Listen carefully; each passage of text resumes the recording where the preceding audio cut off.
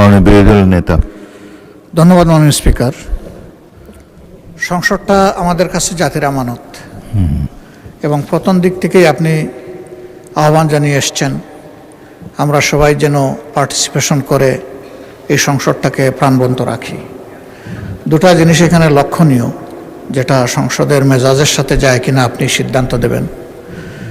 একটা হলো যে গুরুত্বপূর্ণ ব্যক্তিরা সংসদ সদস্যদের কথাগুলা যাদের নিজের কানে সরাসরি শোনা দরকার, বিশেষ করে মন্ত্রিপরিষদের সম্মানিত সদস্যবৃন্দ, অনেক সময় দেখি যে মন্ত্রণালয় সম্পর্কে কথা বলছে সেই মন্ত্রণালয়ের সংশ্লিষ্ট কেউ এখানে উপস্থিত নেই।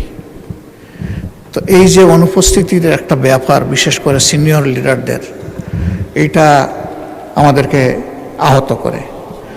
2 নম্বর, সংসদ চলাকালীন সময় মাঝে মাঝে আমরা লক্ষ্য করি কোনো জায়গায় 4-5 জন মিলে আরেকটা মিটিংয়ের মতো চলতেছে।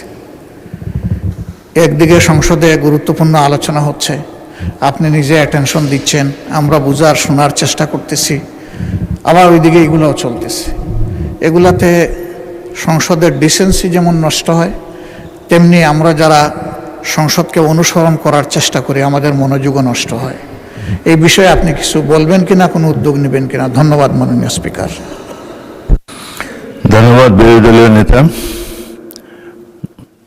তার উত্থাপিত প্রথম প্রশ্নটি অত্যন্ত গুরুত্বপূর্ণ। বাজেট অধিবেশন চলছে, গুরুত্বপূর্ণ মন্ত্রী, বিশেষ করে যাদের সম্পর্কে এলাকার দাবি দাওয়া নিয়ে মাননীয় সদস্যগণ বক্তব্য রাখেন, যেমন হাসপাতালের কারণে, হাসপাতালের অব্যবস্থার কারণে স্বাস্থ্যমন্ত্রীকে তারা অনেক কিছু বলেন, আইন শৃঙ্খলার প্রশ্নে স্বরাষ্ট্রমন্ত্রীকেও কিছু বলেন, এবং এলজিআরডি মন্ত্রী অবশ্যই এখানে থাকেন, তার ব্যাপারে সবসময় তারা দেয়।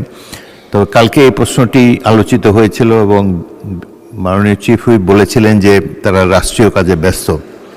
তো যাই হোক, আমি আবারও আজকে তাগিদ দিলাম, কোনো রাষ্ট্রীয় কাজ সংসদ অধিবেশনের চাইতে বেশি গুরুত্বপূর্ণ নয়।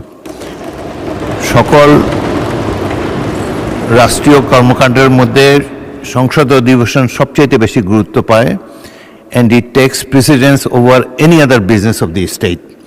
সুতরাং আপনি মাননীয় মন্ত্রীদেরকে বলবেন তারা যেন সংসদে যথাসময়ে আসেন, সংসদ সদস্যদের যেসব বক্তব্যে তাদের মন্ত্রণালয় সম্পর্কিত কথা তারা বলেন সেগুলোর ব্যাপারে তারা অন্তত শুনবেন এবং যদি সম্ভব হয় তার প্রতিকার করার চেষ্টা করবেন। দ্বিতীয়ত, বিরোধী দলের নেতা যেটি বলেছেন, আমি মাঝে মাঝে দেখি সংসদের ছোট ছোট গ্রুপে কথাবার্তা চলে, ফ্লোর ক্রসিংও 2-1বার দেখেছি, সেগুলো আমি সাথে সাথে পয়েন্ট আউট করেছি। আপনারা সংসদের মধ্যে গ্রুপ আলোচনা করার চেষ্টা করবেন না এবং যত সম্ভব নিজের আসনে বসে সংসদ কার্যক্রমে অংশগ্রহণ করার, অন্তত ভালোভাবে শোনার চেষ্টা করবেন। এটাই আমরা আশা করি। সংসদের শৃঙ্খলা বজায় রাখার ক্ষেত্রে আপনাদের সকলের সহযোগিতা কামনা করি। ধন্যবাদ।